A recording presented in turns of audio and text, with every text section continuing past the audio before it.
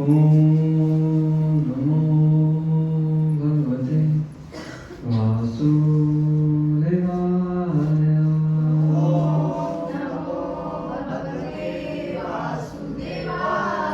ॐ नमो भगवते वासुदेवाय।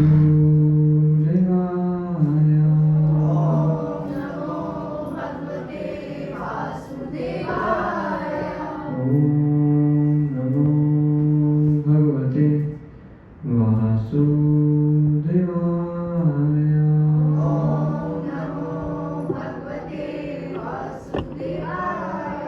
नारायणं नमस्कृत्य नरं चैव नरोत्तमं देवीं सरस्वतीं व्यासं ततो जयमुदीरये। नष्टप्रायेषु भद्रेषु नित्यं भागवत सेवया भगवती उत्तमश्लोके भक्तिर्भवति नैष्ठिकी। कृष्णाय वासुदेवाय देवकीनन्दनाय च नन्दगोपकुमाराय गोविन्दाय नमो नमः। गोविन्दाय नमो नमः।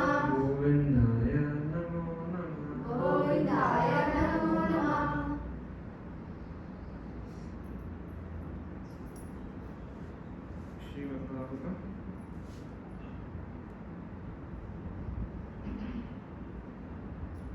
अध्याय स्कंदे अध्याय 17 श्लोक नंबर 23-25।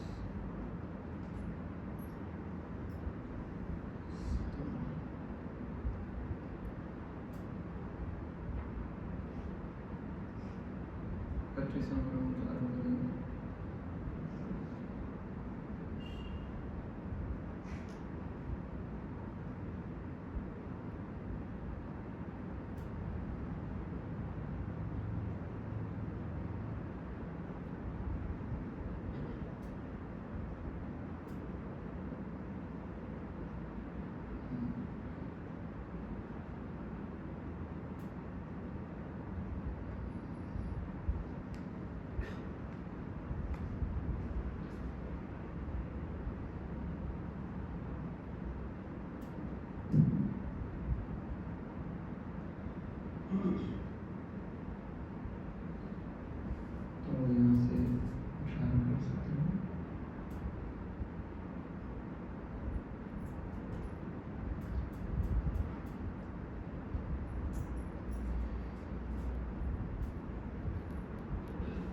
इदानीं धर्मपादस्ते सत्यं निर्वर्तयेत् तं जिघ्रति अधर्मो अयं वृतैर्नितः कलि। इदानीं धर्मपादस्ते सत्यं निर्वर्तयेत् तं जिघ्रति अधर्मो अयं वृतैर्नितः कलि।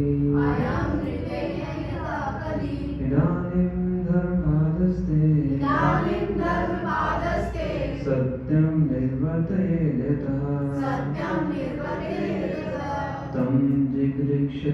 तं जिघ्रति अधर्मो अयं वृतैर्नितः कलि।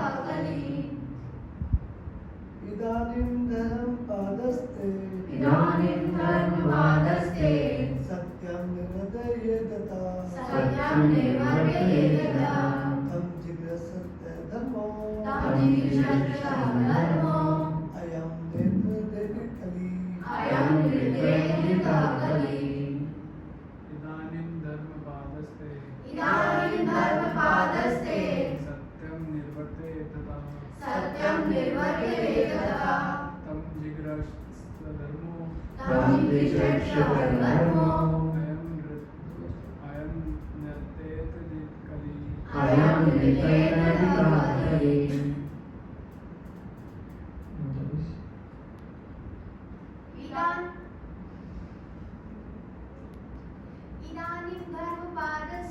इदानीं धर्मपादस्ते सत्यं निर्वर्तयेत सत्यं निर्वर्तयेत तं जिगृह्यत्य धर्मो अयं नृतेनेदित कली अयं नृतेनेदिताकली। इदानीं धर्मपादस्ते सत्यं निर्वर्तयेत सत्यं निर्वर्तयेत तं जिगृह्यत्य धर्मो अयं नृतेनेदित कली अयं नृतेनेदिताकली। इदानीं इदानीं धर्मपादस्ते सत्यं निर्वर्तयेत सत्यं निर्वर्तयेत तं जिगृह्यत्य धर्मो अयं नृतेनेदिताकली।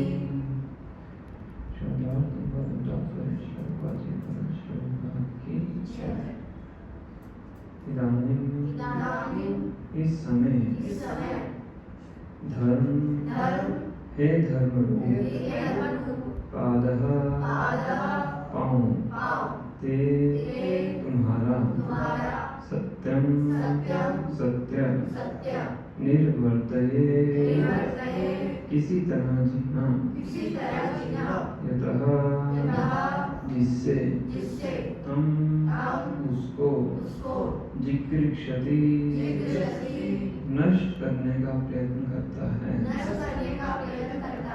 अधर्मः अधर्मरूप अयं यह अमृतेन छल से असत्य से एधितः बढ़ता हुआ कलिहि साक्षात कली कलह।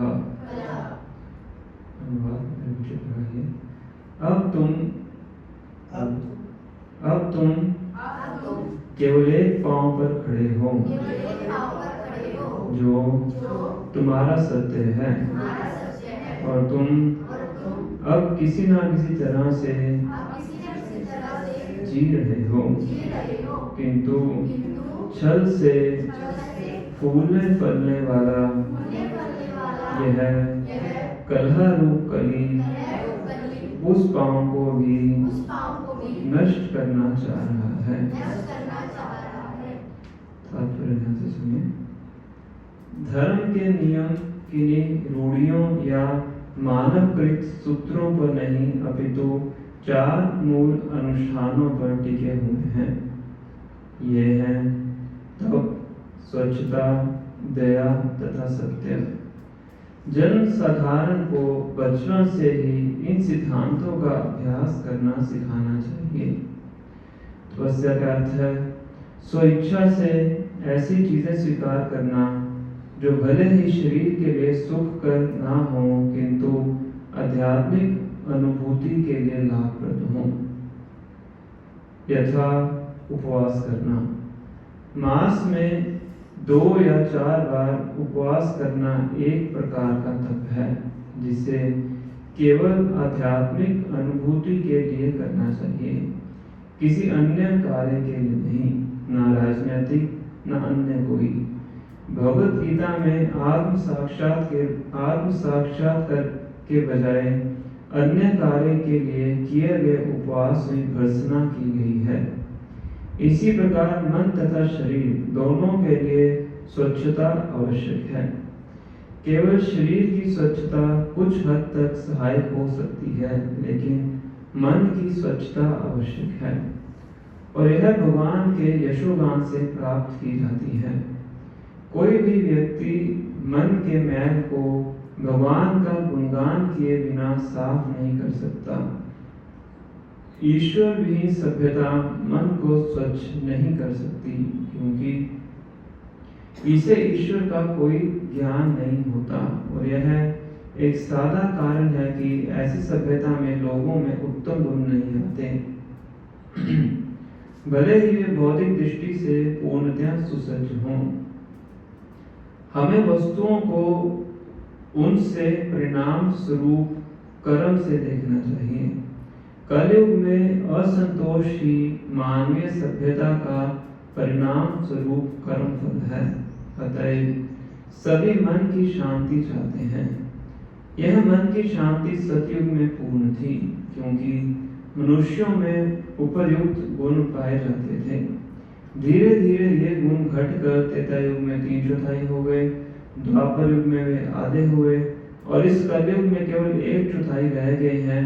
और जिस तरह असत्य का बोलबाला है, उससे इसमें भी कमी आ रही है। अहंकार चाहे कृत्रिम हो या वास्तविक, तपस्या से प्राप्त फल को विनष्ट करने वाला है। स्त्री संसर्ग के प्रति अधिक राग होने से स्वच्छता नष्ट होती है और अत्यधिक लत या नशे से दया नष्ट होती है और अत्यधिक झूठे विज्ञापन से सत्य नष्ट होता है। भावगत धर्म के पुनरुद्धार से ही मानव सभ्यता सभी प्रकार के दोषों से बच सकती है। ओम अज्ञानतिमिरन्धस्य ज्ञानाञ्जनशलाकया चक्षुरुन्मिलितं येन तस्मै श्रीगुरुवे नमः। श्रीचैतन्यमनोभीष्टं स्थापितं येन भूतले स्वयं रूपा कदा मह्यं ददाति स्वपदान्तिकं। वन्देऽहं श्रीगुरो श्रीयुतापद्कमलं श्रीगुरुं वैष्णवांश्च श्रीरूपं साग्रजातं सहगणरघुनाथान्वितं तं सजीवं साद्वैतं सावधूतं भजन् सहितं कृष्णचैतन्यदेवं श्रीराधा कृष्णपादान् सहगणललिता श्रीविशाखान्वितांश्च। हे कृष्णा करुणा सिन्धो दीनबन्धो जगत्पते गोपेश गोपिका कान्ता राधा कान्ता नमस्तुते। तप्तकाञ्चन गौराङ्गी राधे वृन्दावनेश्वरी वृषभानुसुते देवी प्रणमामि हरिप्रिये। वाञ्छाकल्पतरुभ्यश्च कृपा सिन्धुभ्येव च पतितानां पावनेभ्यो वैष्णवेभ्यो नमो नमः। जय श्री कृष्ण चैतन्य प्रभु नित्यानंद श्री अद्वैत गदाधर श्रीवासादि गौर भक्तवृंद। हरे कृष्णा कृष्णा कृष्णा हरे हरे, हरे राम राम राम हरे हरे। नमो विष्णुपादाय कृष्णपृष्ठाय भूतले श्रीमते भक्तिवेदांत स्वामिनिधि नामिने। नमस्ते सरस्वती देवे गौरवाणी प्रचारिणे निर्विशेष शून्यवादी पाश्चात्य वेशधारिणे।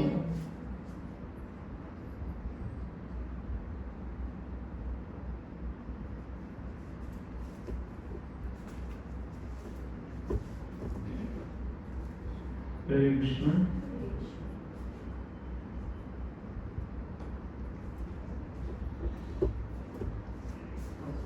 स्वागत है। तो आज हम पढ़ रहे हैं फर्स्ट कैंटो चैप्टर नंबर 17 श्लोक नंबर 23 to 25। 25 नंबर श्लोक हमने भी पढ़ा है, 23 और 24 मैं पढ़ देता हूँ।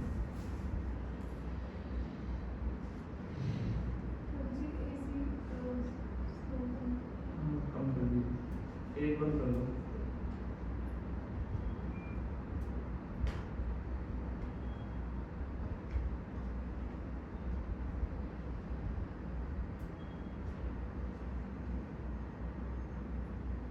श्लोक नंबर 23।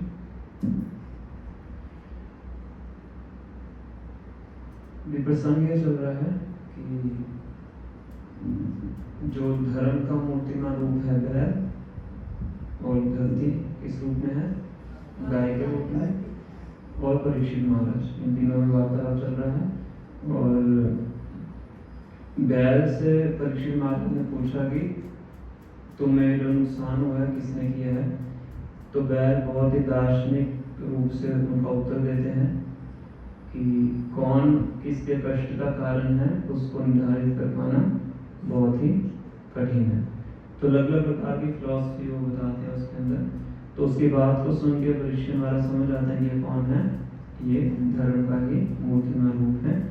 कि जो व्यक्ति किसी दूसरे के ऊपर दोषारोपण करता है तो वो भी उसी पाप का भागीदारी बन जाता है। लास्ट में हमने क्लास में चर्चा किया था।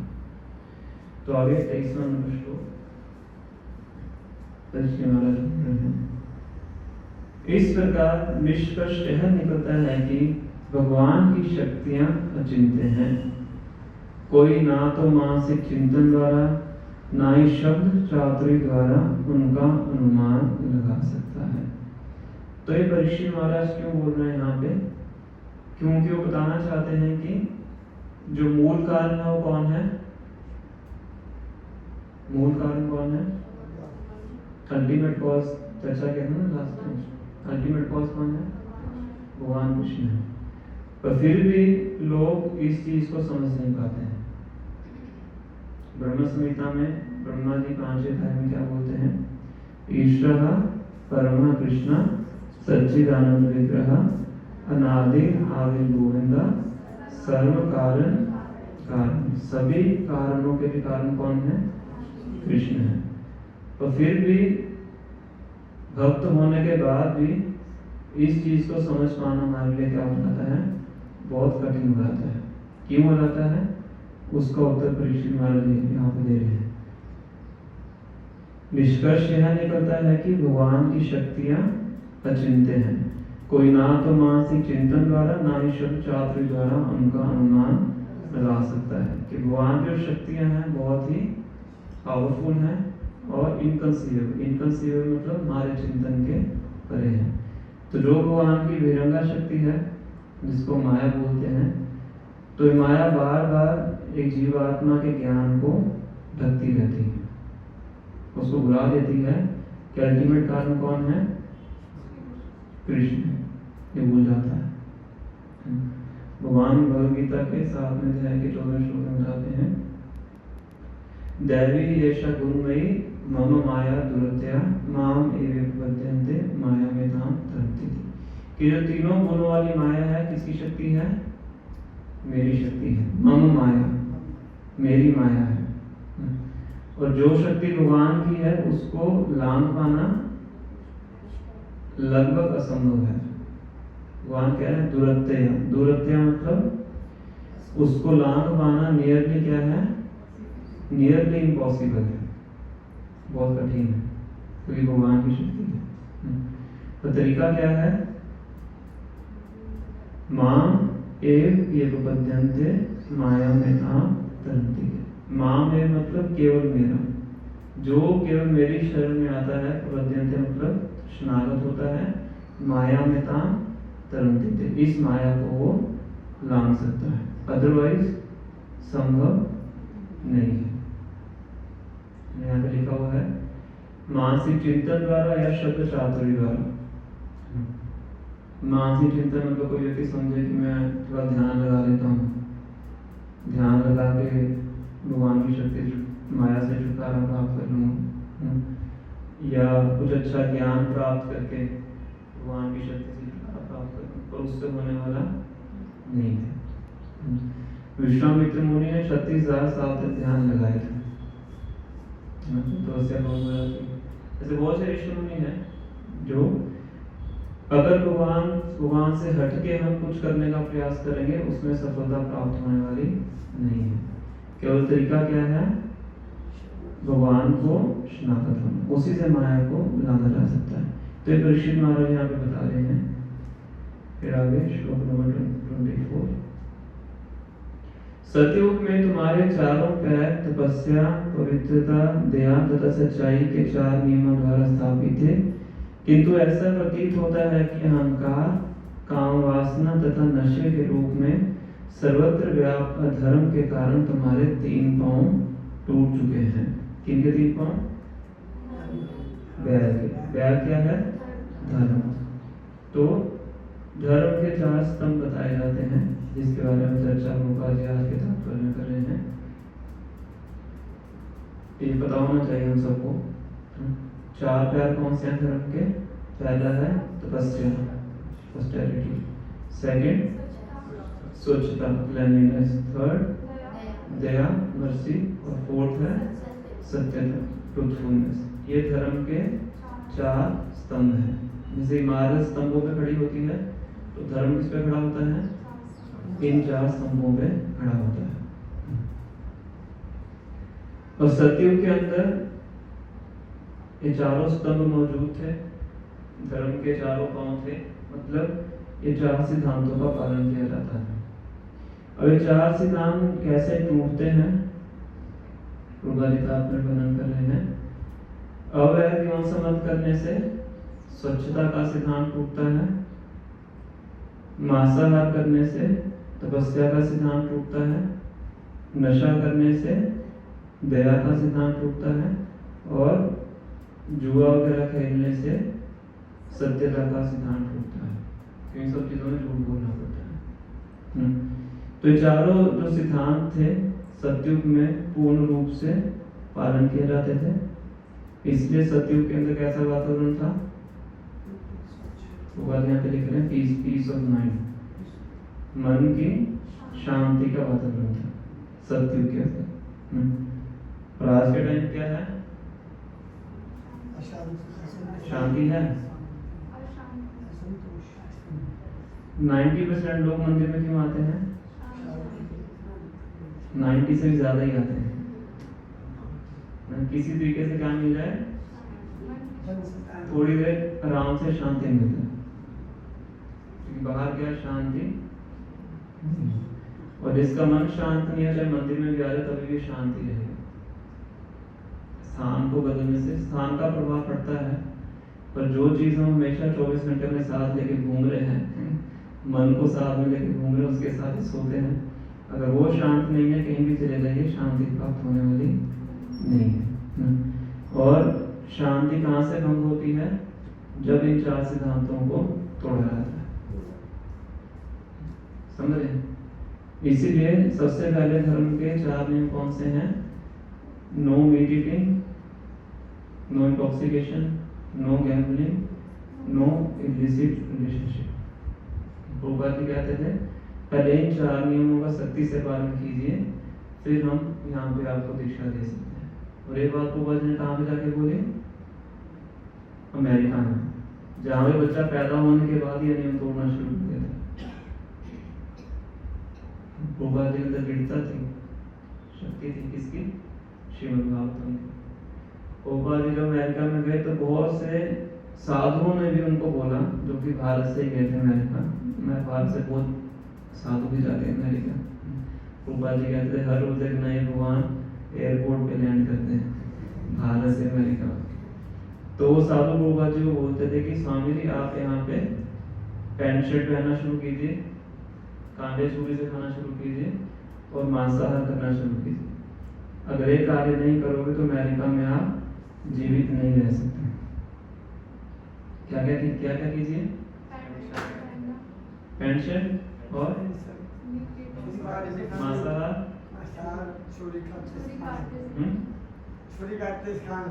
कांटे चूड़ी से खाना, वहाँ की सभ्यता है। तो प्रभुपाद जी कहते कि मैं यहाँ को सीखने नहीं आया हूँ, मैं यहाँ पे सिखाने आया हूँ। तो प्रभुपाद जी ना तो अपना धोती कुर्ता छोड़ा, ना ही हाथ से खाना छोड़ा, और ना ही उन्होंने मांसाहार किया, बल्कि वहाँ पे लोगों को धोती कुर्ता पहना दिया, उनका हेड भी शेव करवा दिया, उनको हाथ से खाना शुरू करवा दिया, और ये 4 नियम पालन करना शुरू करा। इसकी शक्ति से भगवत गीता और श्रीमद् भागवतम। प्रभुपाद जी कहते हैं जब तक हम श्रीमद् भागवतम के सिद्धांतों का पालन नहीं करेंगे तब तक धर्म को पालन करना तो छोड़ दीजिए, आप शांत भी नहीं रह सकते। इसलिए हमारा कर्तव्य क्या है? हर घर में भागवतम और भगवत गीता को पहुंचाना है। इसलिए प्रभुपाद जी पुस्तक वितरण पे बहुत बल देते, पुस्तकों को बांटी। जब तक लोग इसको नहीं पढ़ेंगे समझेंगे तब तक शांति प्राप्त होने वाली नहीं। और भारत में तो ये काम और भी कठिन है। क्यों कठिन है? भारत में हर कोई अपने आप को क्या मानता है? धर्म के परिप्रेक्ष्य में अपने आप को इंटेलिजेंट मानता है। भारत की सबसे बड़ी समस्या है। पर विदेश में समस्या नहीं थी, वो खुलेआम स्वीकार करते थे कि हमें धर्म के बारे में कुछ नहीं पता है। ह्यूमिलिटी थी उनके अंदर। जहाँ पे एरोगेंस होती है ज्ञान प्रवेश नहीं करता है, दिमाग का ढक्कन बंद हो जाता है। जहाँ पे अहंकार है वहाँ ज्ञान प्रवेश नहीं करता। वो भी मुझे ज़्यादा पता है, हालांकि पता कुछ नहीं होता। तो जो विनम्र होता है उसको समझाना बहुत आसान है। तो इस प्रकार से प्रभुपाद जी ने जैसे उनको भागवतम और भगवद गीता के सिद्धांतों को समझाया, सीधा उनके दिमाग में ये चीजें प्रवेश की। और ऐसे वातावरण में होते हुए भी उन्होंने क्या किया, 4 नियमों का पालन किया। बाहर आके करना बहुत कठिन है। हमारे डिवोटी नहरवाड़ी के रहने वाले हैं, तो भी मलेशिया में है, तो मार्केट से कुछ लेके आए हो, कुछ पता नहीं क्या कॉर्नफ्लेक्स से पता नहीं क्या थे, तो उनको खा लिया उन्होंने। बाद में इंग्रेडिएंट्स पढ़े, उसमें लिखा होता है कि इसके अंदर मीट भी है, बीफ है इसके अंदर। कॉर्नफ्लेक्स में कौन एक्सपेक्ट करेगा, तो बड़ा मुश्किल है वहाँ तो पालन करना। तो फिर भी जो भक्त हैं वो पालन करते हैं, क्योंकि उनको पता है कि इनको पालन करने का फायदा लाभ क्या है। तो एक एक करके थोड़ा सा इनके ऊपर हम चर्चा करने का प्रयास करते हैं।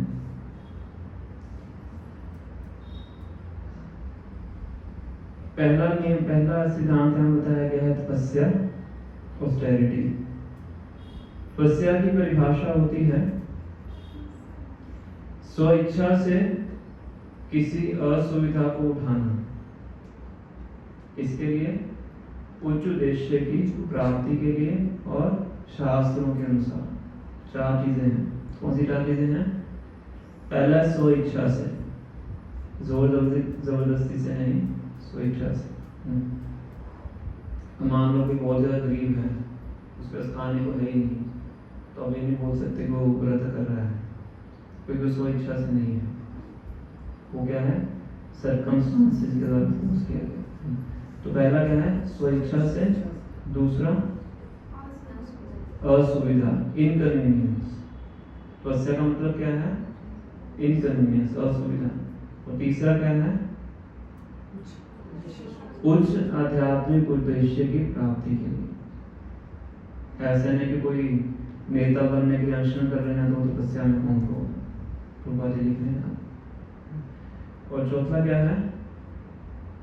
शास्त्रों के आधार।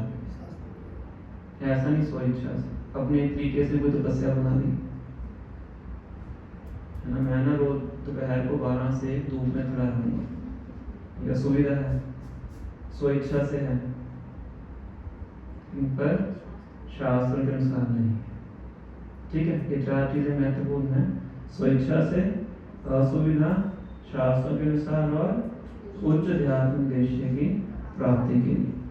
इसको बोलते हैं तपस्या। तो तपस्या करने से क्या होता है? कोई कह सकता है कि ये तो पता नहीं वैष्णव लोग क्या करते रहते हैं, निर्जला शिविर, ना कुछ खाते हैं ना कुछ पीते हैं, तो अपने आप को कष्ट दे रहे हैं। सेल्फ इन्फ्लिक्टेड पेन जिसको बोलते हैं, खुद को कष्ट देना। ऐसे कुछ ऐसी ट्राइब्स होती हैं, ऐसे कुछ कबीले होते हैं जो बहुत घातक तरह की तपस्या करते हैं, क्योंकि आपने भी देखा हो, वो चाकू लेंगे, अपने शरीर में मारेंगे, कभी अंगारों पे चलेंगे, देखा आपने? शरीर कभी यहाँ से कुछ डाल के यहाँ से निकालेंगे, सीखा करते हैं ना, टीवी पे आता हो। तो उसका क्या क्या क्या लाभ है उसका? तो तपस्या क्यों करते हैं? तपस्या का क्या लाभ है? क्या उद्देश्य है तपस्या के पीछे? Self control. और भगवान तो आपको आइसक्रीम खिला के उससे भी प्रसन्न नहीं होते, भगवान पानी और अनाज खिला के प्रसन्न क्यों होते हैं? धर्म की जो 4 नियम है उसमें से एक को मजबूत करना। ठीक है, सेंस कंट्रोल धर्म का सिद्धांत है। और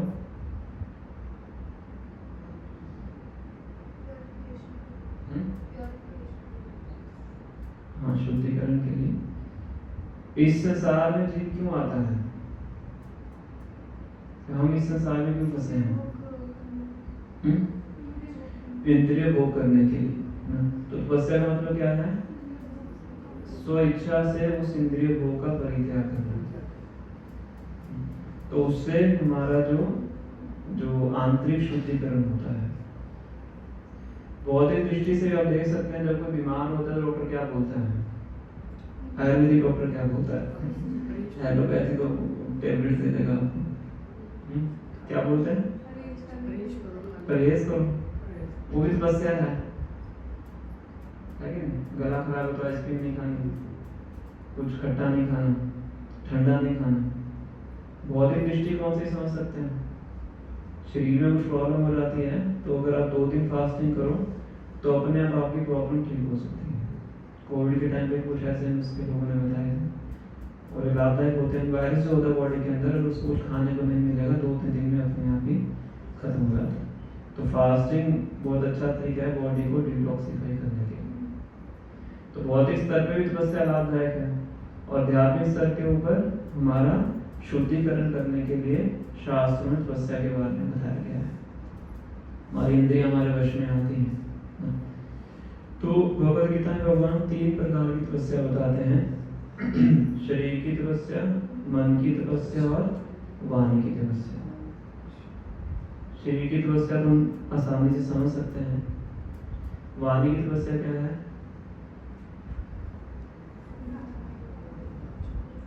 वाणी की तपस्या वाणी पे कंट्रोल कैसे? नहीं करना हो, हाँ वही होगा, प्रजल्पा नहीं करना। सत्य, भगवान का भी तो बहुत बड़ी बात होगी, तो तपस्या से ऊपर की बात है, तो दिव्य है। सत्यम प्रियम हितम जय, सत्य बोलना, प्रिय बोलना और दूसरों के हित के लिए बोलना। अनुद्वेग कर्म वाक्यम सत्यम प्रियम हितम जय, स्वाध्याय अभ्यसनम चाय तपो वान मन तपुच्यते। ऐसे शब्द नहीं बोलना जिससे दूसरे के मन में उद्वेग उत्पन्न हो, हार्श वर्ड्स नहीं बोलना, सत्य बोलना, प्रिय बोलना और दूसरों की भलाई के लिए बोलना और शास्त्रों का उच्चारण करना। ये क्या है? वाणी की तपस्या है। मन की तपस्या है। मन की तपस्या भगवान वर्णन करते हैं। सबसे पहली तपस्या बोलते हैं मन की संतुष्ट रहना। संतुष्ट रहना किसकी तपस्या है? मन की तपस्या है।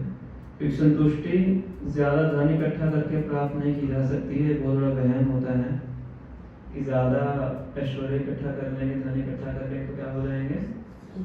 संतुष्ट हो जाएंगे, फिर आराम से बुढ़ापा निकालेंगे। ऐसा नहीं होने वाला है। संतुष्टि आपको 5 रुपए में भी हो सकती है, संतुष्टि आपको 5 करोड़ में भी प्राप्त नहीं हो सकती। संतुष्टि किसका विषय है? मन का विषय है। और मन का स्वभाव है हमेशा असंतुष्ट रहना। क्या है मन का स्वभाव? हमेशा डिससैटिस्फाइड रहना। उसको कितना भी दे दीजिए हमेशा क्या रहेगा? वो डिससैटिस्फाइड। पर फिर भी उसको संतुष्ट रखना है क्या है? मन की तपस्या है। बार बार मन को समझाना चाहिए कि तुम्हें क्या रहना है? संतुष्ट रहना है। जितना जैसा भगवान ने दिया है, जैसी परिस्थितियां भगवान ने दी हैं, उसमें क्या रहना चाहिए? उसको संतुष्ट रहना चाहिए और भगवान की भक्ति करनी चाहिए, तभी भगवान की भक्ति हो सकती है। तो असंतुष्ट मन से भक्ति नहीं कर सकते हैं, हम उससे परेशान ही हैं। तो ये 3 प्रकार की तपस्या भगवान भगवद गीता के 17वें अध्याय में वर्णन करते हैं। और तपस्या धर्म का सिद्धांत भी है, क्योंकि अगर हम तपस्या का पालन नहीं करेंगे तो फिर हम क्या करेंगे? मन के आधार पे चलेंगे। तपस्या क्या है? मन आपका इधर जाना चाहता है और आप उधर चलना चाहते हैं। शास्त्र कह रहा है कि इस दिशा में चलिए, पर मन क्या बोलेगा? इस दिशा में चलिए। तो इस दिशा में अगर चलना है तो थोड़ा सा क्या करना पड़ेगा आपको? असुविधा को स्वीकार करना पड़ेगा। उसको बोलते हैं तपस्या। तो जो तपस्या नहीं करेगा किसके अनुसार चलेगा? मन के अनुसार चलेगा। और मन कहाँ पे लेके जाएगा हमें? गड्ढे में। भगवान बोलते हैं नरक की तरफ। नरक में जाने के 3 द्वार हैं। कौन से? काम, क्रोध और लोभ, लस्ट, एंगर एंड ग्रीड, ये कहाँ पे लेके जाते हैं? नरक की ओर। तो हमें अगर इस रास्ते पे चलना है तो थोड़ी सी तपस्या में करनी पड़ती है, और जब इस रास्ते पे चलेंगे दिखने में तो लगेगा कि थोड़ा कठिन है, तपस्या करनी पड़ रही है, पर उस पे आपको कहीं गुना ज्यादा आनंद की प्राप्ति होती है। प्रभुपाद जी स्पेसिफिकली यहाँ पे एकादशी के व्रत का वर्णन कर रहे हैं कि इस महीने में कम से कम 2 बार फास्टिंग करनी चाहिए। 15 दिन के बाद एकादशी का व्रत आता है, तो वैष्णव है हर एकादशी के व्रत का पालन करते हैं। और साथ में सुबह जल्दी उठने का भी है इसमें।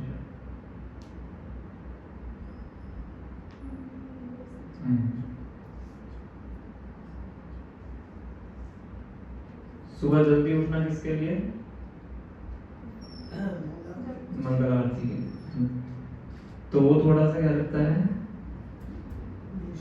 कठिन लगता है, पर जब आ जाते हैं मंगल आरती में फिर कैसा लगता है? अच्छा लगता है। तो तपस्या दूर से कठिन लगती है, पर जब हम करते हैं तो क्या प्राप्त होता है? आनंद प्राप्त होता है। तो ये तपस्या का सिद्धांत है। जितना ज्यादा तपस्या करेंगे ऐसे नहीं कि कष्ट में रहेंगे, उतना ज्यादा आनंद में रहेंगे। तो तपस्या पर तो बहुत अच्छा है, इतना डिटेल में नहीं जाएंगे। तो यहाँ पे वर्णन किया गया है कि सतयुग के अंदर इसका सिद्धांत का पालन किया जाता था, पर कलयुग के अंदर तपस्या का पालन नहीं हो रहा है, इसलिए लोग धर्म से पीछे करते जा रहे हैं। सेकंड सिद्धांत है यहाँ पे स्वच्छता, क्लीनलीनेस। स्वच्छता 2 प्रकार की होती है, एक होती है बाह्य स्वच्छता और एक होती है आंतरिक स्वच्छता। बाह्य स्वच्छता का मतलब क्या है? शरीर को साफ रखना। शरीर को कैसे साफ रखा जाता है? नहा के।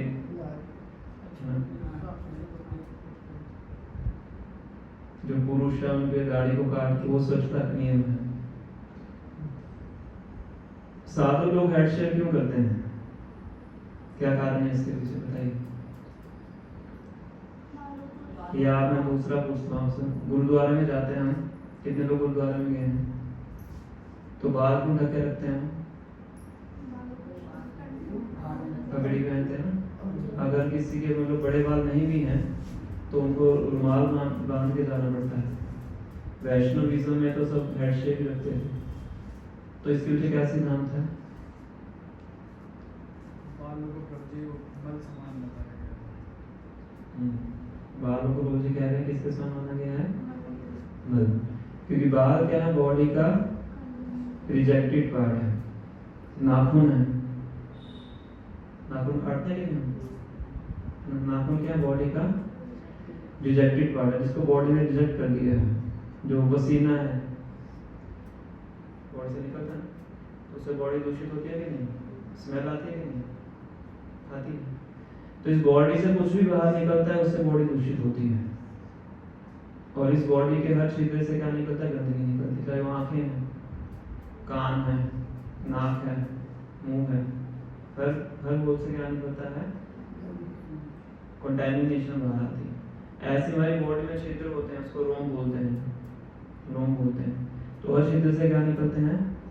बाल निकलते हैं। तो बाल भी क्या है? दूषित है। इसीलिए इन बालों को परित्याग किया जाता है। पर कलयुग में स्पेसिफिकली बताया गया है पुरुषों के लिए लावण्य केश धारण। कलयुग के अंदर जो पुरुष हैं उनकी सुंदरता किस पे निर्धारित की जाएगी? बालों से। बड़े बाल रखते हैं पुरुष, चोटियां भी रखते हैं। यहाँ लगे माताओं के लिए होता है, पुरुष भी रखते हैं। यहाँ तो नहीं है किसी के, पर बाहर तो होते हैं। लावण्य मतलब सुंदरता, किसके ऊपर? केश धारण। केशों को धारण करना है क्या है? सुंदर निशान। ये कलयुग है। पर बालों को कटवाना ये किस नियम में आता है? स्वच्छता में आता है। शरीर को साफ रखना किस में आता है? स्वच्छता में आता है। अगर आप फॉरेन में जाएंगे तो प्रभुपाद जी गए थे तो बहुत हैरान हुए थे एक चीज को देख के कि लोगों के घर में बाथरूम ही नहीं होते हैं। जो नॉर्मल अपार्टमेंट होते हैं ना वहाँ पे बस कमरा होता है और एक साइड पर टॉयलेट होती है, बाथरूम नहीं होते हैं। क्यों नहीं होते बाथरूम? तो हफ्ते में एक दिन नहाएंगे, 2 हफ्ते में एक दिन नहाएंगे, उसके लिए गवर्नमेंट ने पब्लिक बाथरूम बनाए हुए हैं। तो वहाँ पे जैसे हम पॉइंट डालते हैं तो ऐसे वो लक्ष्मी डालेंगे अपना नहाएंगे वापस आएंगे। हफ्ते में एक बार नहाना, 2 हफ्ते में एक बार नहाना, तो उसके लिए बाथरूम क्यों बनाए? तो वहाँ पे बाथरूम नहीं होते हैं। प्रभुपाद जी को समझाना पड़ता था उनको कि नहाना होता है, रोज नहाना चाहिए, उनको समझाना पड़ता है। और भक्तों को दिन में कम से कम 2 बार नहाने के लिए बोलते हैं, ठंड के अंदर भी। तो भारत में भी ऐसा होगा कि ठंड में लोग 2-2 3 दिन नहाते ही नहीं है। ये ठंड है, रोज थोड़ा नहाना। तो जो भक्त हैं उनके लिए क्या नियम है? दिन में 2 बार नहाना चाहिए, ये स्वच्छता का नियम है। सन्यासी के लिए मैंडेटरी होता है कि दिन में 3 बार नहाना होता है। प्रभुपाद जी अमेरिका में गए थे, उनको रहने की जगह नहीं थी, फिर भी पब्लिक बाथरूम में जाके दिन में 3 बार नहाते थे। नियम है सन्यासी। वहाँ तो बर्फ जमी होती है, बर्फ को तोड़ के फिर नहाते हैं 2-2 बजे न्यूनतम में, ऐसा बर्फ। हमारे कुछ मंदिर हैं जो ऐसी जगहों पे हैं जहाँ पे बर्फ को तोड़ के पहले पानी बनाया जाता है, फिर उससे नहाया जाता है। क्योंकि भगवान की पूजा के लिए अगर आपको जाना है पुजारी को तो बिना नहाए ऑल्टर में प्रवेश नहीं कर सकते। बर्फ को तोड़ेंगे पहले, उसका पानी बनेगा, फिर नहाएंगे, फिर भगवान की पूजा करें। देखो भगवान कितना प्रसन्न होंगे। भारत में कितनी सुविधा है हमारे पास, मंगल आरती में आना कठिन हो जाता है, भगवान की पूजा तो छोड़ दीजिए। तो समझना चाहिए कि जो जितनी तपस्या करेगा भगवान को प्रसन्न करने के लिए उतनी जल्दी भगवान को प्राप्त करता है। और तपस्या करने के पीछे एक अभिप्राय ये भी है कि हम भगवान को दिखाना चाहते हैं कि हम आपको प्राप्त करने के लिए अपनी वांछित वस्तुओं को भी परित्याग करने के लिए तैयार है। ये तपस्या करने का भी एक अभिप्राय होता है। इसमें स्वच्छता के ऊपर थे। तो बाहरी रूप से स्वच्छ रहना, जो मैंने आपको बताया, नाखून काटना, बाल काटना, नियमित रूप से नहाना, ये सब स्वच्छता के नियम में आता है। ये ठीक है, पर इससे बढ़ के क्या है? आंतरिक स्वच्छता। कई बार लोग बोलते हैं कि अंदर से साफ होना चाहिए जी, बाहर से क्या फर्क पड़ता है। भारत में बहुत लोग बोलते हैं, बहुत लोगों को सुनते हैं मन साफ होना चाहिए, मन साफ होना चाहिए। उस दिन एक वो कचरा उठाने वाले व्यक्ति है, ना भारत में हर कोई उपदेश दे सकता है, तो वो उपदेश दे रहे, कहते कि हम जी गुटखा खा रहे थे, कहते कि हमारा जी मन बहुत साफ है, हम गुटखा खाते हैं, तो गुटखा खा ही रहे थे, मुँह से गिर भी रहा था बोलते हो, तो हम जी राधे राधे कर सकते हैं क्या? कोई भी कर सकता है। हम शरीर छोड़ के चले जाएंगे भगवान के पास? मैंने कहा नहीं जाएंगे। तो पहले गुटखा छोड़िए। कहते कि ये तो मुंह तो ही रह जाएगा जिसके अंदर गुटखा है, उसके बाद तो आत्मा जाती है भगवान में, आत्मा तो शुद्ध है। अब दो उनके तर्क का जवाब तो ये समझते हैं, कैसे समझें? तो कई बार लोग ये बहुत बोलते हैं कि आंतरिक शुद्धता होनी चाहिए, बाहरी शुद्धता से क्या फर्क पड़ता है। पर अगर आपका आंतरिक शुद्धिकरण है तो वो शुद्धिकरण आपका बाहर भी दिखाई पड़ता है। ऐसा नहीं हो सकता कि आप अंदर से शुद्ध हैं और बाहर से दूषित हैं, ऐसा हो ही नहीं सकता। जो अंदर से शुद्ध है वो निश्चित रूप से बाहर से भी शुद्ध रहेगा। जिसका मन साफ है वो कभी भी गंदी जगह पे बैठ ही नहीं सकता है। जिसके अंदर सतोगुण है, तमोगुण में कैसे रहेगा? जिसके अंदर तमोगुण है उसको तमोगुणी जगह बहुत अच्छी लगती है, वो कंफर्टेबल फील करता है गंदी जगह पे रहने। तो ये सही है। साफ जगह पे आपको अनकंफर्टेबल फील करता है, पता नहीं कुछ अजीब सा लग रहा है। हॉस्टल होता है, लड़के रहते हैं तो गंदगी में रहने की इतनी आदत पड़ जाती है, घर जाते हैं जब 1-2 महीने बाद, घर में जाकर थोड़ा अनकंफर्टेबल लगता है। थोड़ी सफाई है यहाँ। सारा फैला हुआ और सब कपड़े बड़े फैले होते हैं गंदगी पर। मैं तो रहा हूँ 4 साल हॉस्टल में, पता है किस तरह से रहते हैं। तो जिसके अंदर तमोगुण प्रवेश कर चुका है उसको तमोगुणी जगह ही क्या लगती है, कंफर्टेबल लगती है। तो अगर किसी का मन साफ है, सच में साफ है, सतोगुण उसके अंदर है, तो निश्चित रूप से बाहरी रूप से भी क्या होगा, वो साफ ही होगा, वो गंदगी में नहीं रह सकता है। तो 4 नियमों का पालन करेगा। आप ये नहीं बोल सकते कि मैं 4 नियमों का पालन करूंगा नहीं और मैं अंदर से साफ हूँ, ऐसा नहीं हो सकता। वो क्या डुप्लीसिटी है, दोगलापन है, या उसको खुद ही नहीं पता है कि मेरे अंदर क्या गंदगी है। सिंपल सी बात। तो आंतरिक रूप से जो स्वच्छता है वो कैसे प्राप्त होती है, रूपा जी लिख रहे हैं यहाँ पे, भगवान के गुणों का गायन करने से। हम हरे कृष्ण मंत्र जपते हैं, उससे हमें आंतरिक स्वच्छता प्राप्त होती है। जब रूपा जी जब अमेरिका में गए थे तो किसी को ये नहीं बोलते थे कि पहले 4 नियम पालन करो, पहले बोलते थे कि आप भगवान का नाम लेना शुरू करो, आप कीर्तन कीजिए, जप कीजिए। जब अपने आप जप करेंगे तो धीरे धीरे अपने आप ही क्या करेंगे, 4 नियमों का पालन करना शुरू करें। बोलने की आवश्यकता भी नहीं पड़ेगी। जितने वक्त यहाँ पे बैठे हैं 4 नियम पालन कर रहे हैं, किसी ने उनको ज़्यादा नहीं बोला है, तो केवल भगवान का नाम लिया है, बाकी सब कुछ क्या हो जाता है, अपने आप ही स्वतः ही हो जाता है। अंदर से साफ हो जाएंगे तो बाहरी रूप से अपने आप साफ हो जाएंगे, परिश्रम भी नहीं करना पड़ता है। अनियम छोड़ने के लिए, गाली छोड़ने के लिए, मांसाहार छोड़ने के लिए, वाइन, शराब, लीवर, कुछ मेहनत नहीं करनी। केवल मेहनत किसके लिए करनी है, भगवान के नामों का उच्चारण करने के लिए। हरे कृष्णा कृष्णा कृष्णा हरे हरे, हरे राम राम राम हरे हरे। जितना ज्यादा इस मंत्र का जप करेंगे उतना जल्दी हम आंतरिक रूप से क्या हो जाएंगे, शुद्ध हो जाएंगे। आंतरिक रूप से शुद्ध होंगे तो शुद्धता कहाँ दिखाई पड़ेगी, आपकी बाहरी रूप से भी दिखाई पड़ेगी। थर्ड है दया। दया तो कलयुग में बिल्कुल खत्म होती जा रही है, हो ही चुकी है। एक बार ये नोएडा की बात है, तो उस टाइम मैं TCS में ट्रेनिंग कर रहा था, तो हम सड़क से गुजर रहे थे, गाड़ी में जा रहे थे, तो एक व्यक्ति का सड़क पे बाइक वाले का एक्सीडेंट हो गया और उनके यहाँ से पूरा छिल गया था, पूरी आंखें बाहर आई हुई थी, ऐसी हालत। और लोग सब जा रहे हैं साइड से, कोई रुक ही नहीं रहा। वो ऐसे सड़क पे लेटे हुए हैं, बाइक भी साइड पे गिरी हुई है, जिसने ठोकर मारी तो भी चला गया और बाकी सब लूट रहा है, कोई ध्यान नहीं दे रहा। लोग भी डरते हैं हाथ लगाते हुए कि हम ना फंस जाए। भी उदाहरण देते थे कि जो कसाई घर खुले हुए हैं, पहले कोई छोटी मोटी भी दुकान होती थी, वो भी गांव के बिल्कुल बाहर होती थी, और वो भी उस दुकान के पास भी अगर एक आधा लोग किसी को जाते हुए देख लेते तो उसका बहिष्कार कर देते। आज तो पूरे मशीन्स बनी हुई हैं, कैसे क्या कहते हैं उसको, असेंबली लाइन की तरह उनकी गर्दनें काटी जाती हैं, कभी वीडियो वगैरह निकाल नहीं सकते। तो दया तो बिल्कुल क्या हो गई है, खत्म हो गई। पोल्ट्री फार्म्स में जाके देखिए, पहले उनको दवाइयाँ खिला के उनके शरीर को मोटा किया जाता है, चर्बी बढ़ाई जाती है, फिर उनको मार दिया जाता है।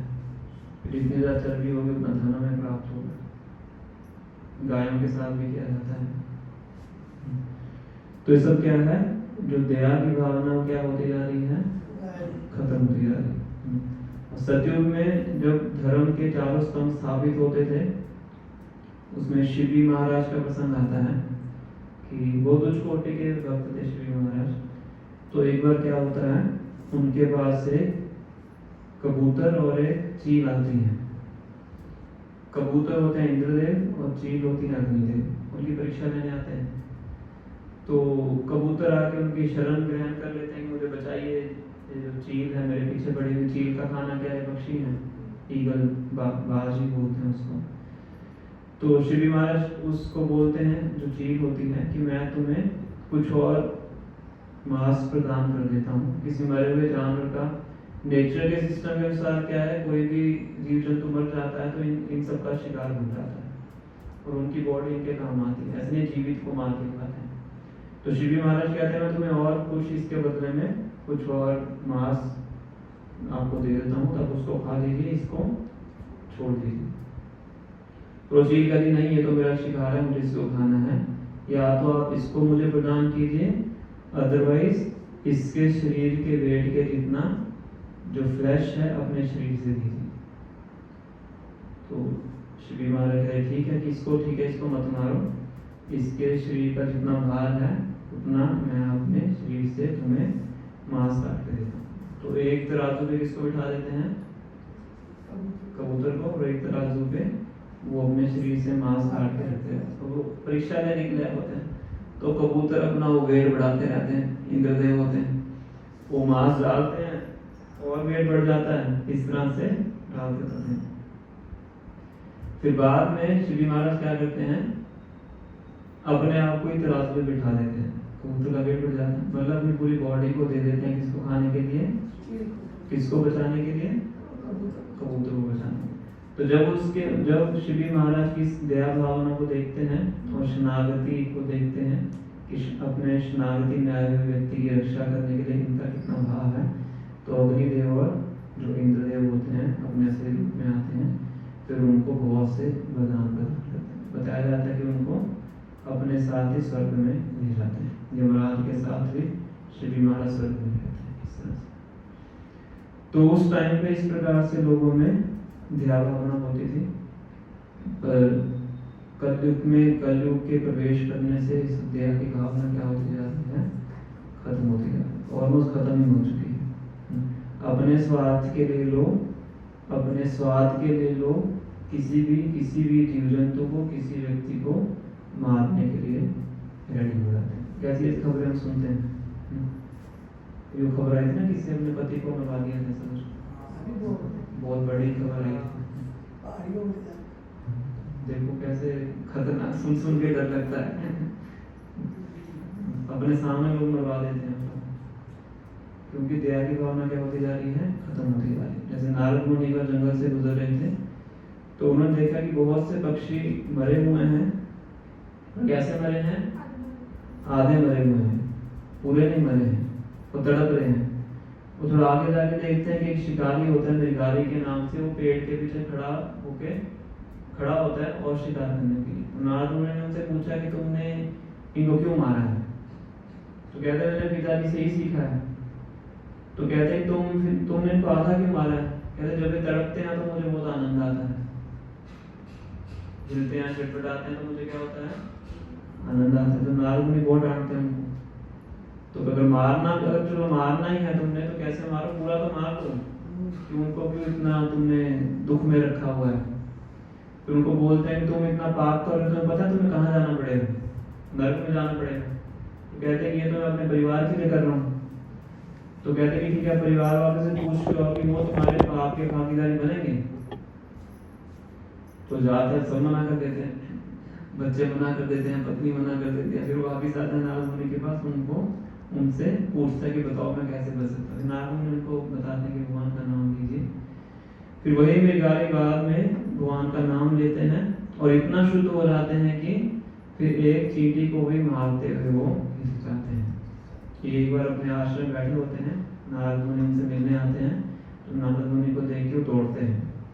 पर नारद मुनि यहाँ खड़े होते हैं, वो उस दीवार के पास खड़े, आगे नहीं आ रहे होते हैं। तो नारद मुनि बोलते हैं कि तुम आगे क्यों नहीं आ रहे प्रणाम करने के लिए।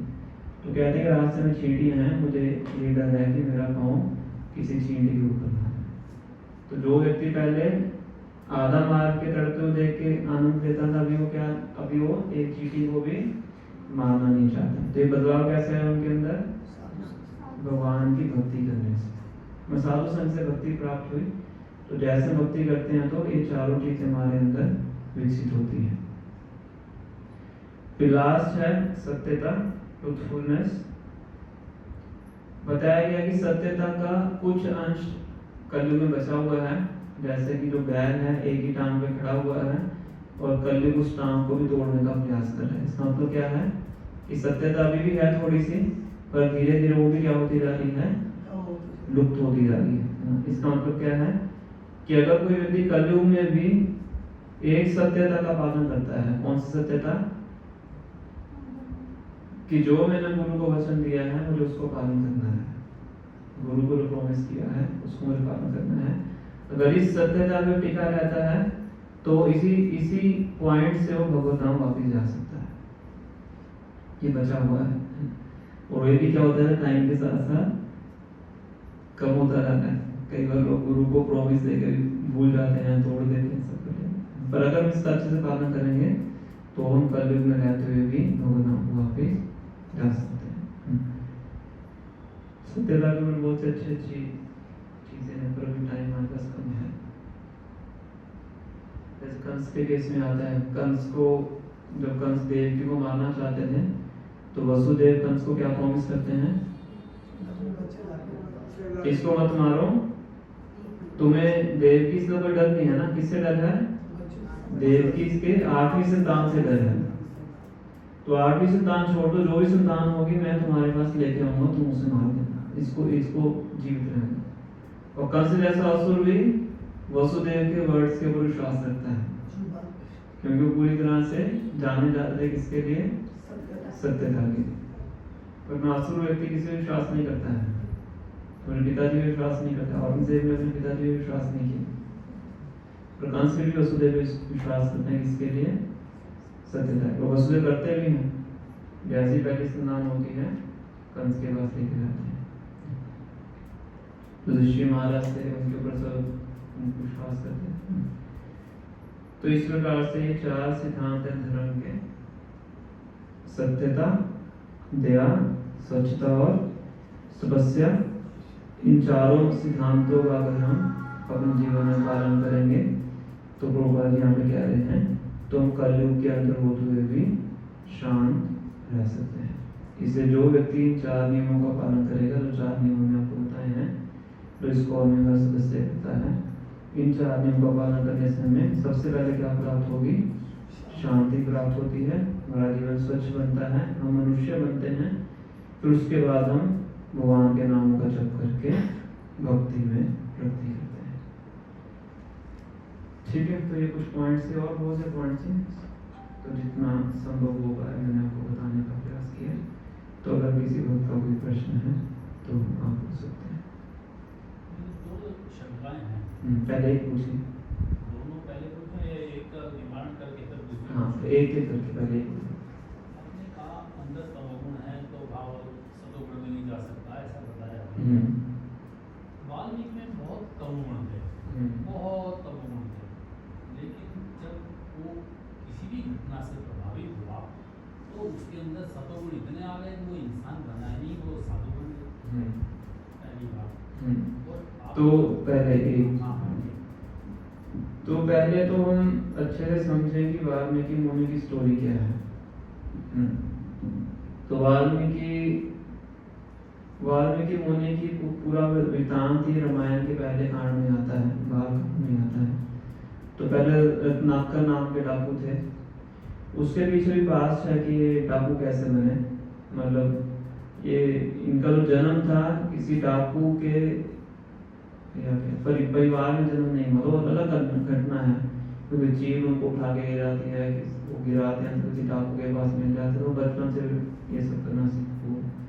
हंटर थे, वैसे डाकू नहीं हंटर थे, शिकारी थे, शिकारी। तो फिर एक बार इनकी भेंट किनसे होती है, नारद मुनि से होती है। तो नारद मुनि इनको बताते हैं कि आपको ये सब नहीं करना चाहिए, आपको भगवान की भक्ति करनी चाहिए। तो कहते हैं ठीक है, आप बताइए मुझे मैं क्या करूं। तो उनको बोलते हैं कि आप भगवान राम का नाम उच्चारण कीजिए। अब इन्होंने इतने पाप किए थे, उनके मुख से भगवान का नाम नहीं निकलता। जो पापी व्यक्ति होता है भगवान का नाम उच्चारण नहीं कर सकता। तो नारद मुनि भी बहुत सशक्त प्रचारक हैं, एक्सपर्ट प्रचारक हैं। तो नारद मुनि क्या बोलते हैं, क्या बोल दिया, आप मरा बोलिए। मारा आपने, पूरा PhD आपकी मारना है, तो मरा बोलिए। तो मरा जैसे उन्होंने बोला तो मरा से क्या बन गया, राम बन गया। तो जैसे भगवान के नाम का उच्चारण, जैसे मैंने आपको इसकी मृगारी की घटना सुनाई थी, उन्होंने भगवान का नाम उच्चारण किया। और नाकर डाकू उन्होंने किसका नाम उच्चारण किया, भगवान राम का नाम, भगवान राम के नाम का उच्चारण किया। तो इतना नाम उच्चारण करते हैं, बताया जाता है कि इनके ऊपर चींटियां घर बना देती हैं। उसको क्या बोलते हैं हिंदी में, वाल्मीकि बोलते हैं। जो चींटियों एंड ही बोलते हैं इंग्लिश के अंदर, और हिंदी में वाल्मीकि बोलते हैं। तो जब इतना ज्यादा जप करते हैं कि पूरा आंतरिक चेतना में चले जाते हैं कि बाहर चींटियां उनके ऊपर अपना घर बना लेते हैं। दोबारा एक बार नारद मुनि जा रहे होते हैं तो फिर वहाँ से जब देखते हैं कि कौन से चींटियों के पहाड़ से भगवान राम के नाम का ध्वनि आ रही है, तो फिर वहाँ से कौन बाहर आते हैं, रत्नाकर डाकू, जो भी डाकू थे पहले, पर क्योंकि वाल्मीकि से बाहर आती है इसका इनका नाम क्या पड़ जाता है, वाल्मीकि मुनि पड़ जाता है। तो तमोगुण तो उनके अंदर पहले से था, तो शिकारी थे, पर क्योंकि भगवान के नामों का उच्चारण किया, आंतरिक रूप से शुद्ध हो गए और बाहरी रूप से शुद्ध हो गए, और इतने शुद्ध हो जाते हैं कि बाद में ब्रह्मा जी स्वयं आके इनको बोलते हैं कि आप क्या कीजिए, रामायण की रचना कीजिए। एक बार वाल्मीकि मुनि नदी का नाम तमसा नदी में स्नान करने जाते हैं, तो पेड़ पे दो क्रौंच पक्षियों को देखते हैं। वो दोनों पक्षी बैठे होते हैं आपस में, जो भी कर रहे होते, वार्तालाप कर रहे होते हैं, मादा पक्षी और पुरुष पक्षी थे। तो बड़ा अच्छा लग रहा होता है वाल्मीकि मुनि को देख के। तो उसी दौरान क्या देखते हैं कि एक शिकारी आता है जो छुप के खड़ा होता है और उसमें से एक पक्षी को मार देता है, और जैसे पक्षी मर जाता है तो दूसरा पक्षी बहुत तड़पता है। तो स्वतः ही वाल्मीकि मुनि के मुख से एक श्राप निकलता है। नौमी जो भक्त होते हैं कभी कर्ज नहीं करते हैं, और जो श्राप निकलता है वो एक श्लोक के रूप में निकलता है। अगर मान लो किसी को आपने श्राप देना है, कुछ कटु वचन बोलने हैं, तो कभी भी म्यूजिकल लैंग्वेज में निकलेगा, है ना। गाली कभी भी कोई म्यूजिकल लैंग्वेज में नहीं होती है, गा के कोई गाली नहीं निकाल सकता है। तो जब कोई क्रोध में होता है उसके मुख से म्यूजिक नहीं निकल सकता है। अगर आपको टेस्ट करना हो कोई व्यक्ति क्रोध में है कि नहीं, उसको बोलो कि गाना गा के दिखाओ, नहीं, अगर सच में क्रोध में है तो नहीं गा पाए। पर अब वाल्मीकि मुनि के मुख से क्या निकला है, श्राप निकला, पर किस वे में, श्लोक के रूप में। तो उनको बड़ा अचंभा होता है कि ये क्या हो गया, बड़ा सुंदर श्लोक है, मैंने याद किया, मुझे याद नहीं है। निषाद शिकारी को बोलते हैं, कभी याद नहीं आ रहा, पहले याद किया। तो वाल्मीकि मुनि, और श्लोक उनके दिमाग से बाहर नहीं जा रहा है। तो ऐसे करते करते अपने आश्रम में पहुंचते हैं, और आश्रम में जैसे पहुंचते हैं कौन होते हैं, ब्रह्मा जी रहे होते हैं।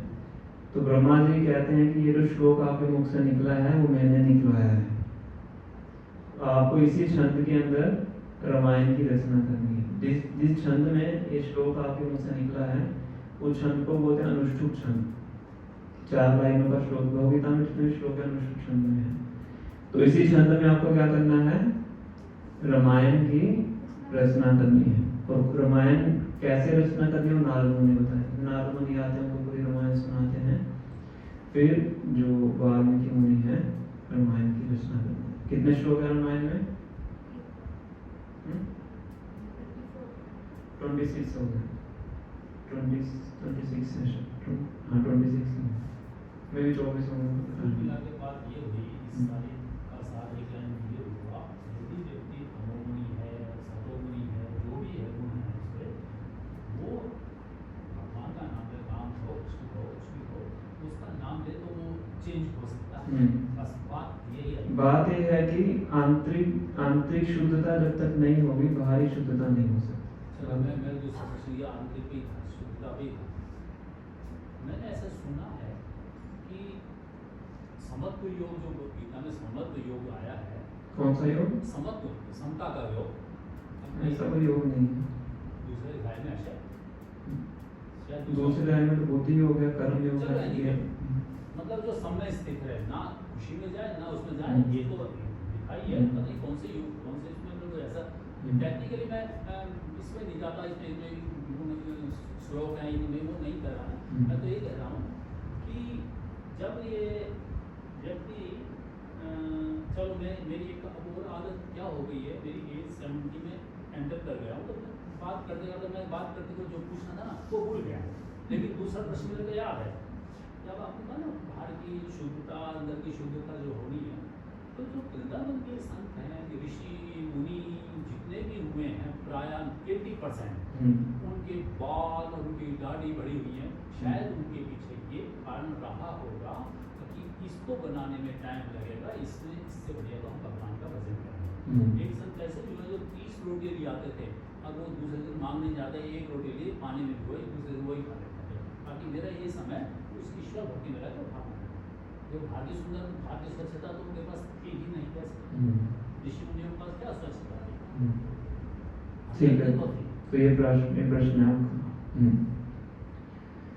तो ये जो स्थिति होती है ये मोस्टली वानप्रस्थियों के लिए होती है। वानप्रस्थ का मतलब होता है जो कि घर का परित्याग कर चुके हैं, जंगल में रह रहे हैं। वानप्रस्थ हो गया, अभी सन्यासी हो गए, तो जंगलों में कोई जिसकी जो अवस्था है उसके हिसाब से वो हाँ शुद्धता होनी चाहिए। हाँ, पर ये भी हमें जानना चाहिए कि इसका मतलब ये नहीं है कि वो बाहरी रूप से स्वच्छ नहीं है।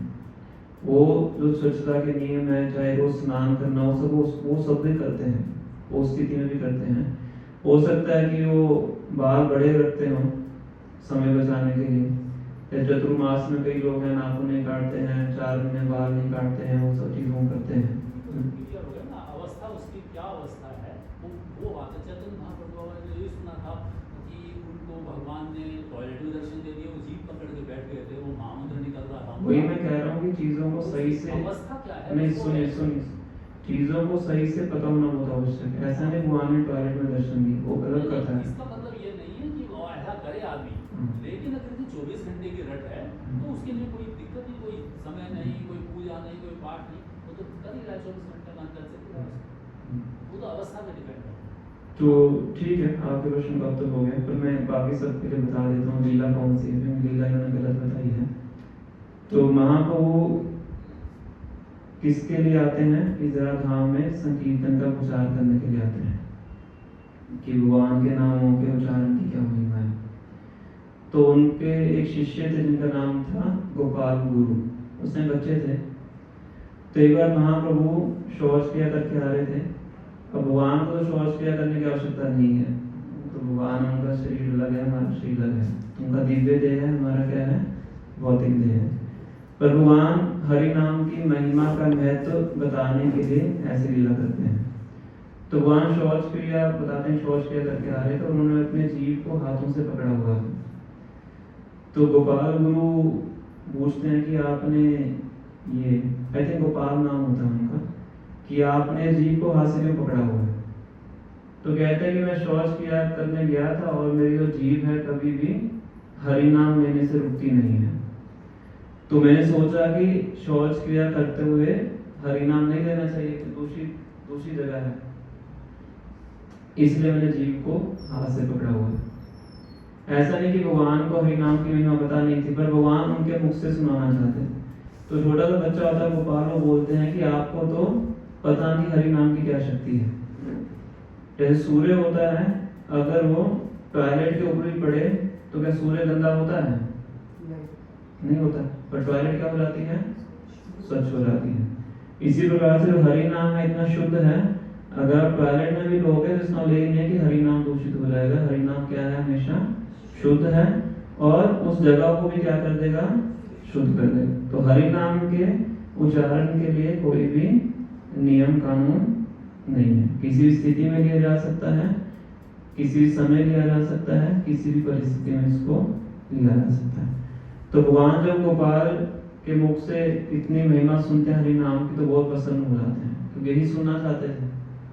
तो उनको कह देते हैं कि आज से तुम क्या हो? मेरे गुरु हो, क्योंकि तुमने मुझे उपदेश दिया है, तो आपका नाम क्या बन जाएगा? गोपाल गुरु। फिर बाद में बच्चा जो बड़ा होता है वो संन्यास भी लेते हैं, तो उनका नाम पड़ जाता है गोपाल गुरु गोस्वामी। उनकी समाधि भी है वृंदावन के अंदर।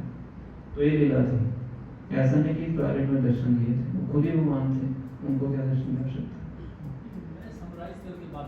पर मुझे सही बताना आवश्यक है ना, बाकी एनी अदर क्वेश्चन?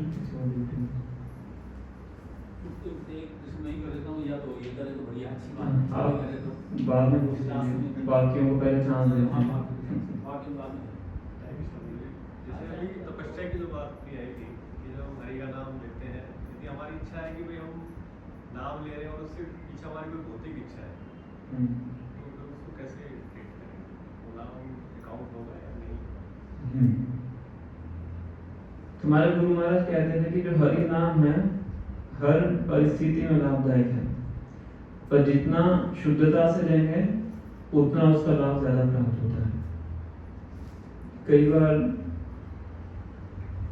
हम सोते सोते भी नाम लेते हैं या नाम लेते हुए सो जाते हैं। कई बार हमारा मन भी भटकता है और कई बार हम बहुत अच्छे से नाम लेते हैं। तो हर परिस्थिति में जो नाम का लाभ है वो लाभ होता है और उसकी डिग्री वेरी करती है। जितना सावधानी से, जितना ध्यान से लेंगे उतना ज़्यादा लाभ आपको प्राप्त होता है। अगर असावधानी से लेंगे तो लाभ प्राप्त होगा पर उतना लाभ प्राप्त नहीं होगा। इसी प्रकार से अगर हम भौतिक इच्छाओं से भक्ति करते हैं तो भगवान कहते हैं कि अच्छा है, भागवतों में बोला गया है अकामा सर्वकामो वा मोक्ष कामोगादि तीव्रेण भक्ति योगेन यते गुरु शंकर। अगर बहुत सी कामों की इच्छाएं हैं, अगर बिल्कुल भी कामों की इच्छा नहीं है, अगर मोक्ष की इच्छा भी है तभी भी क्या करो, तीव्रेण भक्ति योगेन, तीव्रता से भक्ति योग का पालन करो। हालांकि सर्वोत्तम क्या है, इच्छा नहीं होनी चाहिए, बिना भौतिक इच्छा से करना। ठीक है। अन्या अभिलाषिता शून्यम ज्ञान कर्मादिनावृतम आनुकूल्यन कृष्ण अनुशीलन भक्ति उत्तमा। उत्तमा भक्ति क्या है, अन्य अभिलाषिता शून्य। शून्य समझते हैं ना, जीरो। अन्य अभिलाषा क्या होनी चाहिए, जीरो होनी चाहिए। कौन सी भक्ति है, उत्तमा भक्ति, टॉप मोस्ट भक्ति। पर अगर इच्छा के साथ भी कर रहे हैं तो वो भी क्या है, अच्छा है, उसमें कोई बुराई नहीं है। ध्रुव महाराज भगवान के पास किस लिए गए थे, भौतिक इच्छा से। तो भगवान के दर्शन भी प्राप्त हुए, भौतिक इच्छा भी पूरी हो गई और हृदय भी शुद्ध हो गया। फिर भगवान को कहते हैं मुझे आपसे कुछ नहीं चाहिए। अगर इच्छा है भी तभी भी क्या करो, भक्ति करो। इच्छा नहीं भी है तभी भक्ति करो। उत्तम भक्ति क्या है, बिना भौतिक इच्छा के। अल्टीमेटली माने कि यदि इच्छा से अगर कोई काम कर रहे हैं तो प्रभु तो वही देंगे ना जो हमारे लिए अच्छा है। हाँ, तो वो हमें चीजों से मुक्त करें। किसी और जगह पे जाने से अच्छा है भगवान के पास है। देवी देवता के पास जाएंगे, वो आपकी इच्छा पूरी कर देंगे, वो विचार नहीं करेंगे कि इससे आपको भला होगा कि नहीं। भगवान के पास जाएंगे, इच्छा पूरी कर भी सकते हैं, अगर आप कोई हानिकारक है तो नहीं भी कर सकते हैं, क्योंकि वो विचार करेंगे आपके लाभदायक है। कोई छोटा बच्चा पिताजी के पास जाए, मुझे 10 रुपए दीजिए, सिगरेट की डिब्बी खरीदनी है, तो वो 10 रुपए में मिलेगा, कुछ और मिल जाएगा। पिताजी ऐसा विचार करेंगे। दुकानदार के पास जाएगा, 10 रुपए लेकर फट से सिगरेट की डिब्बी दे दे। तो भगवान के पास जाने में और किसी और के पास जाने में ये अंतर है। ये क्वेश्चन होता है, जैसे नाम जब अगर कर रहे हैं और मन जो कंट्रोल वाली बात आई थी वो कंट्रोल में होता ही नहीं है, वो कहीं और ही भटकन में रहता है। तो इस बीच अगर लिया गया नाम मतलब वैल्यूबल रहेगा या नॉन वैल्यूबल? वही मैंने आपको बताया कि नाम लेने का बेनिफिट तो आपको हर परिस्थिति में प्राप्त होता है। अगर अच्छे से लेंगे तो ज्यादा प्राप्त होगा, अच्छे से नहीं लेंगे तो कम प्राप्त होगा। प्रगति फिर भी होती है, पर अगर बिल्कुल तेज भाग के प्रगति करनी है तो फिर अच्छे तरीके से नहीं चाहिए। इसलिए गोपाल जी कहते हैं ब्रह्म मुहूर्त में सुबह उठ के 5:30 से 7:30 सोना वाला करनी चाहिए, फिर इस ब्रह्म मुहूर्त के टाइम पे जो मन है वो कम भागता है। एग्जाम्पल लीजिए, अग्नि में जला नहीं सकती है, तो वो प्यार से जलाए या जबरदस्ती जलाए वो जला देगी। तो क्या नाम को भी ऐसे ट्रीट कर सकते हैं कि भी किसी भी तरीके से ले वो अपने फल को तो उसी पर अगर अग्नि में साथ साथ पानी भी डाल रहे हैं तो भागवत में एग्जाम्पल दी गई है कि अपने लकड़ी को अग्नि में रखा पर साथ साथ लकड़ी में पानी भी डाल रहे हैं, है ना। तो पहले अग्नि को पानी को स्टीम बनाना पड़ेगा, उसके बाद लकड़ी को जलाएगी, ज्यादा टाइम लगेगा कि नहीं। गिल्ली है तो वो सुखाएंगे और फिर वो जलेगी। तो इस पानी को कंपेयर किया गया भौतिक इच्छाओं के साथ। भक्ति कर भी रहे हैं, साथ में भौतिक इच्छाएं भी हैं, तो फिर उसमें समय लगेगा, अदरवाइज जल्दी। तो इसलिए जितना अच्छे से हो सके उतना अच्छे से नाम लेने का प्रयास करें। ठीक है।